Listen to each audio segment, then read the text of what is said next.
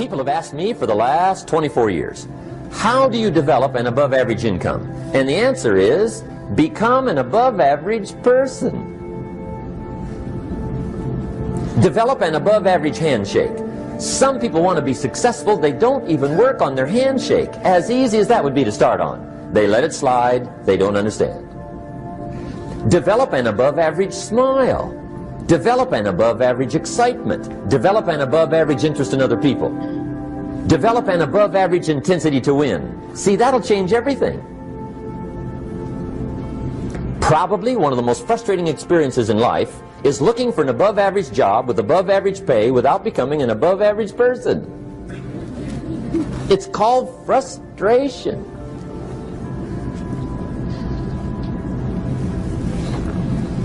And Mr. Shoaff gave me probably the greatest clue he gave me when I first met him. He said, Jim, if you want to be wealthy and happy the rest of your life, just learn this lesson well.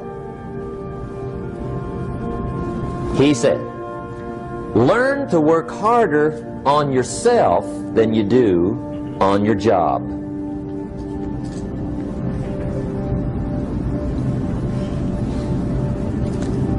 Then Mr. Shoaff gave me probably one of the most important clues among so many things he taught me, but this was in those early days. Mr. Shoaff was very kind, but he was also very abrupt. And he had these interesting questions to ask. I'm giving him a little rundown one day on how things hadn't worked out for me. He said, Mr. Rohn, I've got the answer for you if you will listen carefully. And listen carefully I did that day and for the next 5 years. If somebody's wealthy and happy, you gotta listen. He said, Jim, I've only known you a short time. But he said, it's already my honest opinion that for things to change for you, you've got to change. That wasn't quite the answer I was looking for. But that's the answer he gave me, and I pass it along to you. For things to change for you, you've got to change. Otherwise, it isn't going to change. Before I met Mr. Shoaff, I used to say, I sure hope things will change. Right? That seemed to be my only hope. If it isn't going to change, I'm in serious trouble. And then I discovered it isn't going to change, so I'm in serious trouble.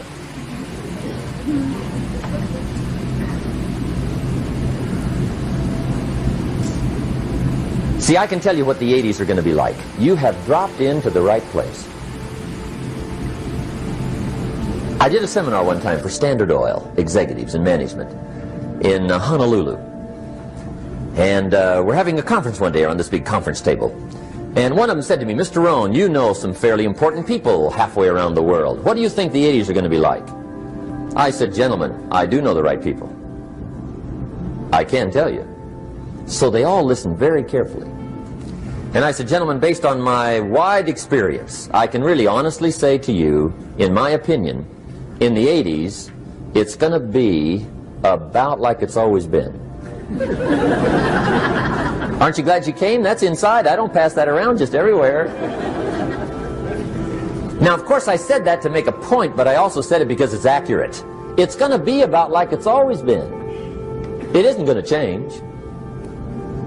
The tide comes in and then what? It goes out.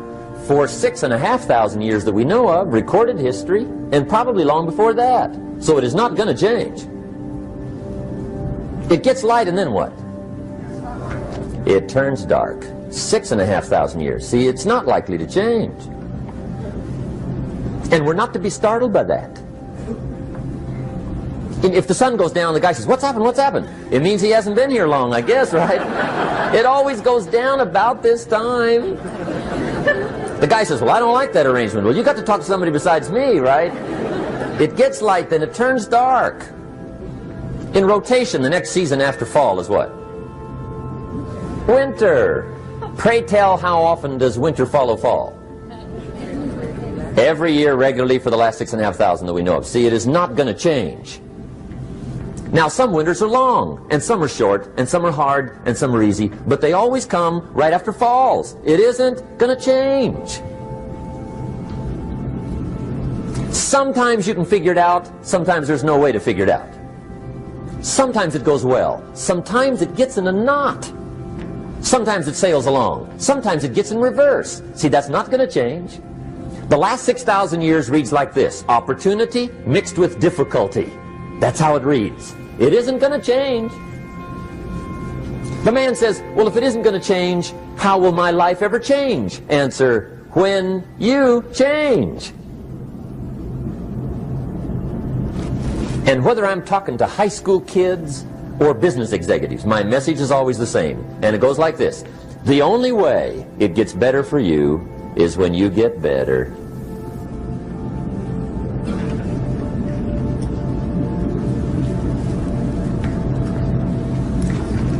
Let me give you the 4 major lessons in life to learn. Here's 4 majors. It's good to study the majors. In our weekend seminar we teach, some people don't do well because they major in minor things. You've got to be on the lookout. At the end of every week, end of every month, you've got to check, make sure you're not spending major time on minor things. We go through that whole series. Majors and minors. Now, let me give you 2 phrases before we get to the 4 majors. This will set it up and you'll see where I'm going. 2 key phrases for your notes. Here's the first one. Life and business is like the changing seasons. That's the first phrase. Life and business is like the changing seasons. One of the best ways to describe life, it's like the seasons. Frank Sinatra sings, life is like the seasons. Now here's the second phrase. Very important. You cannot change the seasons, but you can change yourself. You can't change the seasons, but you can change yourself. And see, that's how life gets better for you, not by chance, but by change. Now here's the 4 major lessons in life to learn. I've got my first book finished, came out a couple of weeks ago. This is in it, the 4 major lessons in life to learn. Here they are. Number 1, learn how to handle the winters. That's lesson 1. They come right after falls, with regularity. Some are long and some are short and some are hard and some are easy, but they keep coming. You must learn to handle the nights. They come right after days. You must learn to handle difficulty. It comes right after opportunity. You must learn to handle recessions. They always follow progressions. For the last 6,000. See, it isn't going to change. The lesson you must learn is how to handle it. And there's all kinds of winters, right? The winter when you can't figure it out. The winter when it all goes smash. The winter when it turns belly up. The winter when it won't work, when you've run out of money and you've got a broken heart. See, those are winter times. There's all kinds. Economic winters, social winters, personal winters. When your heart is smashed in 1,000 pieces and the nights are unusually long, your prayers seem to go no higher than your head. It's wintertime. Barbra Streisand sings, it used to be so natural to talk about forever, but used to be's don't count anymore. They just lay on the floor till we sweep them away. You don't sing me love songs, and you don't say you need me, and you don't bring me flowers anymore. A song of winter. But see, the disappointments come. Those are normal. That's part of life. But the question is, how do you handle it? How do you handle the coming winters and the disappointments and the downtimes? Well, you can't get rid of January by tearing it off the calendar. But here's what you can do. You can get stronger, you can get wiser, and you can get better. The winters won't change, but you can. And that's how life changes for you. See, before I understood, when it was winter, I used to wish it was summer. I didn't understand. When it was hard, I used to wish it was easy. I didn't know. And then Mr. Schoaf gave me a part of his very unique philosophy when he said, "Don't wish it was easier, wish you were better." See, that triggered my whole life change. Don't wish for less problems, wish for more skills. Don't wish for less challenge, wish for more wisdom. That's the key. So that's lesson 1, learn how to handle the winters. Here's lesson 2, learn how to take advantage of the spring. That's the second one. Spring is called opportunity. And spring follows winter. What a great place for it. If you were going to put it somewhere, that'd be the place to put it, right after winter. And pray tell, how often does spring follow winter? Every year with regularity, 6,000. You can almost count on it. See, opportunity always comes. Days follow nights. Isn't that terrific? Opportunity follows difficulty. But here's what you must learn to do. Underline these 2 words in that key phrase. Take advantage. Underline those 2. You must learn to take advantage of the spring. See, just because spring rolls around is no sign you're going to look good come fall. You gotta do something with it. In fact, you have to get good at one of 2 things in life. Planting in the spring or begging in the fall. Or get somebody to do it for you. See, those are about the only alternatives. Now here's what else you must do. Take advantage of the springs quickly, because there's only a few. Just a handful of springs have been handed to each of us. They don't come forever. Life is fairly brief. So you got to read every book you can get your hands on what to do with your springs while they're here. And take advantage, they soon run out. The Beatles wrote, "Life is so short." And for John Lennon, it was extra short. But life is brief. Elton John sings, "She lived her life like a candle in the wind." It's brief. So whatever you're going to do with your life, you got to get at it. Don't just let the springs pass.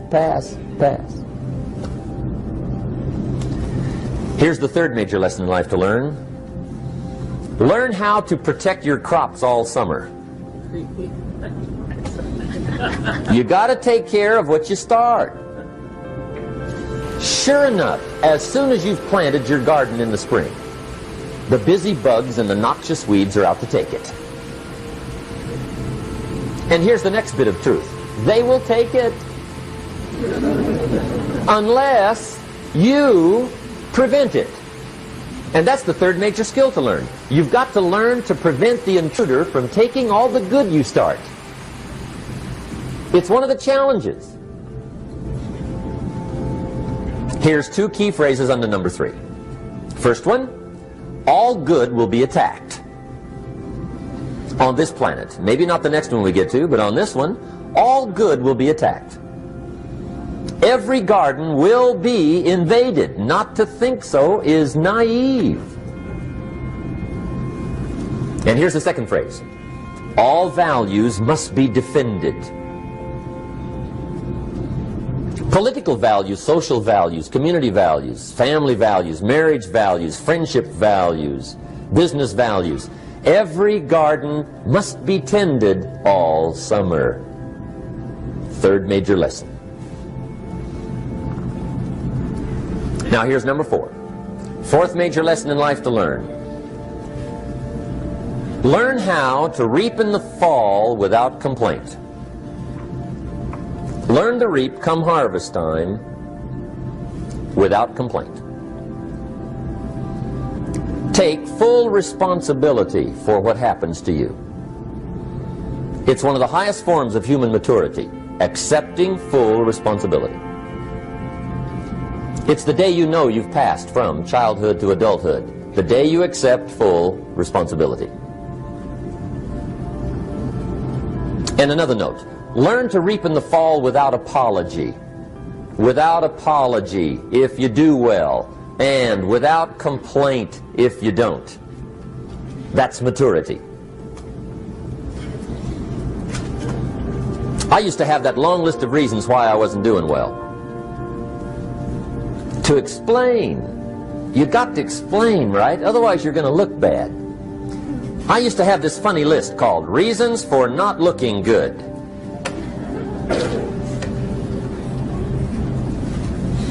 I used to blame the government. I mean, you can believe that or not. It was at the top of my list. I had a lecture second to none. The government. That was on my list. I used to blame taxes. Look what you got left after they take everything. And they expect you to do well. That was on my list there. Prices, that one's easy, right? You walk into the supermarket with $20, come out with a little half bag. So I had that on my list. I used to blame the weather.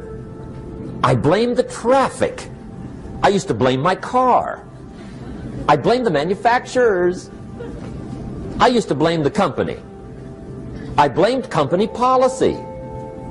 I used to blame the training program. I blame my negative relatives. They were always putting me down. I blame my cynical neighbors. They're just selfish, looking out for themselves. Won't loan you money? They were on my list.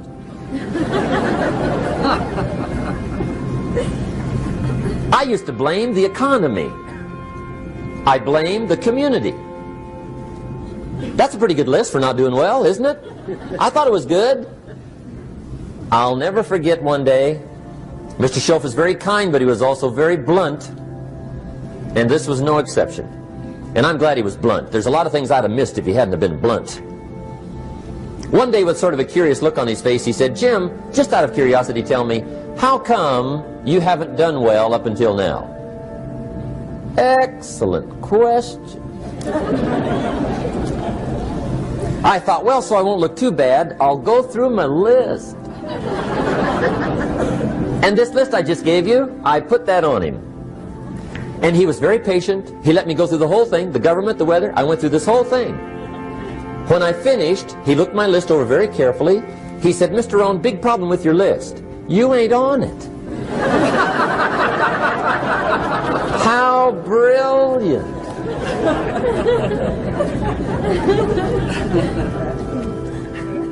When I went to work for him a few months later, I learned very quickly to tear up my list, reasons for not doing well, and I threw it away. And I got me a fresh piece of paper. And I put one word on it. Me. There's a Black Heritage spiritual that says, "It's not my mother nor my father, nor my brother nor my sister, but it's me, oh Lord, standing in the need of prayer." See, I used to blame everything outside. And then let me give you a little philosophy that helped turn my life around. For your notes, here it is. It's not what happens that determines the quality or the quantity of your life. It's not what happens. And the reason is because what happens happens to about everybody. No different. The sun went down on all of us last night. A common event, a happening. And I found out that the same things can happen to two different people. One gets rich and one stays poor. Why is that? It's because it's not what happens, but rather it's what you do that changes everything. So that's a key phrase. It's not what happens, it's what